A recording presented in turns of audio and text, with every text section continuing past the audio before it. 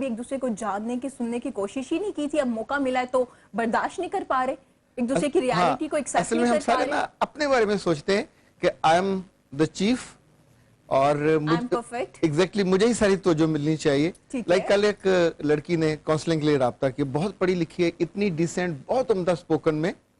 Problem क्या है कि जी मियाँ मुझे फोन करके मेरा हाल नहीं पूछता। अल्लाह की बंदी, वो बिजी होगा तो आप कर लीजिए, थोड़ा उसको गैप दे दो, को ग्रेस पीरियड दे देना चाहिए। दूसरा उसने कहा मैं जिस घर से आई हूँ, अभी उसकी शादी को चंद माह हुए, हाँ जी, तो मेरे ससुराल में रात को 3 बजे तक ये खाने पकाते रहते हैं। ठीक है, और वो उसके लाइफस्टाइल से ये फर्क है। तो अल्लाह के बंदे, हम अकोमोडेट नहीं करते चीजों को कि अगर नई जगह पे जाके नए रिश्ते हैं, नए लोग हैं, तो उनका लिहाज। अच्छा सर, जैसे आप चीन का फैक्ट एंड फिगर एक बता रहे थे, इसी तरह आई थिंक फ्रांस में, अगर मैं गलत नहीं है, तो तशद्दुद रेट भी बहुत ज्यादा हुआ है फ्रांस में।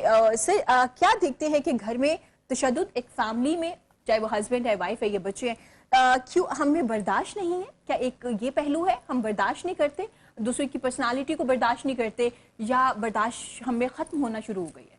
असल में मुझे लगता है हमारी ट्रेनिंग में थोड़ा प्रॉब्लम है। हम अपने बच्चों को, खासतौर पर बेटों को, ये नहीं बताते कि तुम्हारी इज्जत या ग्रेस दूसरे को अकोमोडेट करने में है।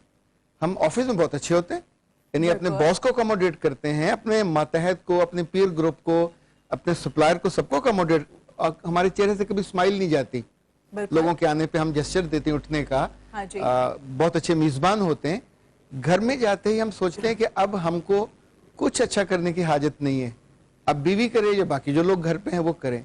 तो दैट्स नॉट फेयर। ये जब आप इनिशियली ट्रेन नहीं करेंगे, हर बंदी का एक स्पेस है, उसको देना चाहिए। हर बंदी की रिस्पेक्ट है, लड़की की भी है, लड़के की भी है, बेटे की भी है, बेटी। जब हम उनको ड्यू रिगार्ड नहीं देते, और तो उसके बाद फिर जाहिर है दोनों बर्तनों ने आपस में टकराना होता है, और वहां पे शायद नफरत के और मतलब अंदाजा करें कि जो काम कभी हमारे यहाँ सोचा नहीं जाता था, शादी होती तो सोचते थे सारी उम्र ये सर्व करेगी, रिस्पेक्ट गेन करेगी, फैमिली घर चलाएगी। अभी आप ऐसे चुटकी में फैसला करते हैं, और घर फोन कर देंगे, दोस्तों को कर देंगे कि I am not willing to stay there. ये प्रॉब्लम क्या है? प्रॉब्लम नहीं, उनको आइडेंटिफाई भी नहीं कर पाते। मिजाज का फर्क है, मिजाज का फर्क है। सर इस बारे में मजीद गुफ्तगू करेंगे, लेकिन हमारे साथ क्योंकि बड़े प्यारे मेहमान भी मौजूद हैं इस वक्त। औरंगजेब, जैसे मैंने जिक्र किया कि एक ऐसी सिचुएशन है जिसमें बहुत से प्रॉब्लम्स आने वाली, क्योंकि आप ट्रेनर भी है, आप ट्रेनिंग भी देते हैं, जॉब्स को लेके भी लोग परेशान हो चुके हैं। जो एक सिचुएशन है कि अच्छा जॉब चली जाएगी या ऑनलाइन काम हो जाएगा, जहां पे 100 लोग काम कर रहे थे, अगर 30 लोग काम करना शुरू कर देंगे तो प्रॉब्लम्स शुरू हो चुकी है।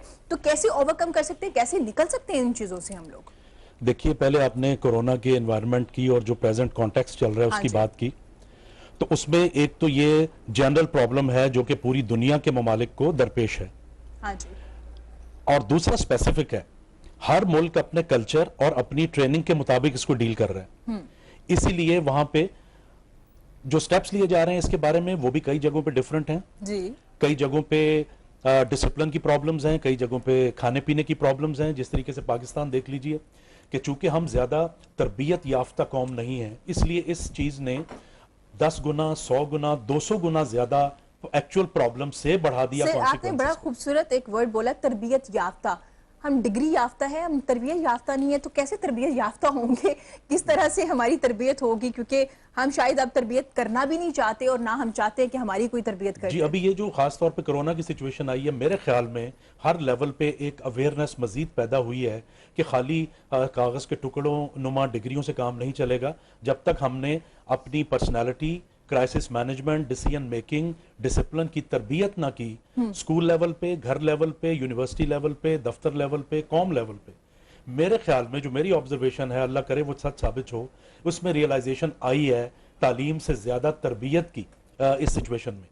तो अभी इसका इफेक्ट तो पड़ा है, लेकिन ये इतना कंफ्यूजिंग इशू है, और कुछ मुल्कों ने अपनी अपनी तरबियत और अपने कल्चर के लिहाज से इसको कंफ्यूज कर दिया मजीद।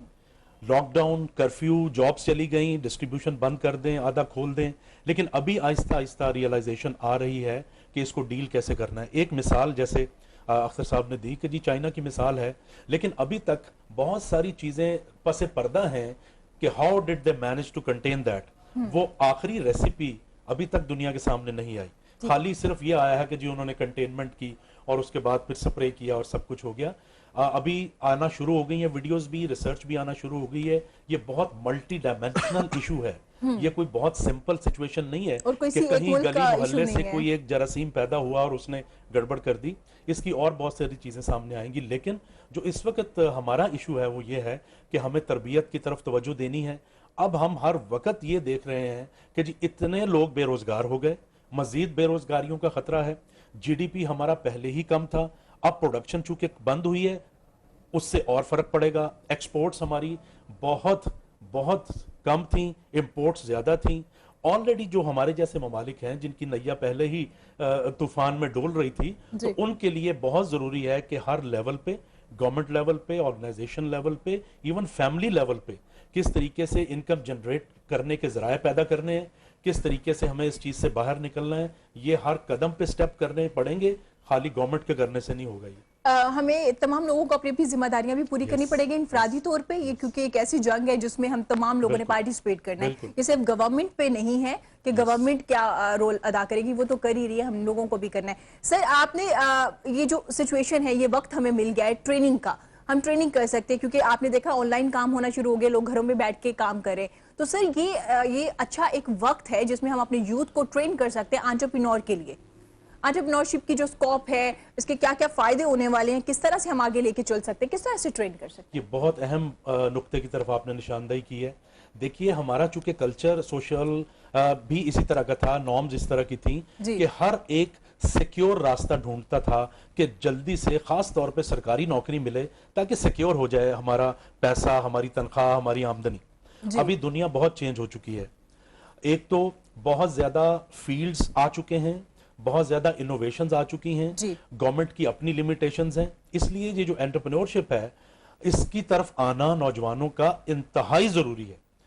जॉब्स करना, जॉब्स क्रिएट करना, वो भी पैरेलल चलना चाहिए, लेकिन जब तक कोई जॉब नहीं मिलती या जब तक हुकूमत इस काबिल नहीं होती कि वो हर एक को नौकरियां दे सके, ऐसा किसी मुल्क में नहीं होता दुनिया में।